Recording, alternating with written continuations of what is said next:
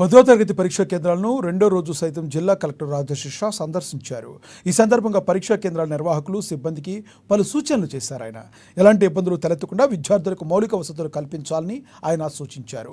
జిల్లా కేంద్రంలోని little flower స్కూల్తో పాటుగా రూరల్ మండల పరిధిలోని యాపిలగూడ జిల్లా పరిషత్ సెకండరీ పాఠశాలకు వెళ్లి పరీక్షలో జరుగుతున్న తీరును పరిశీలించారు.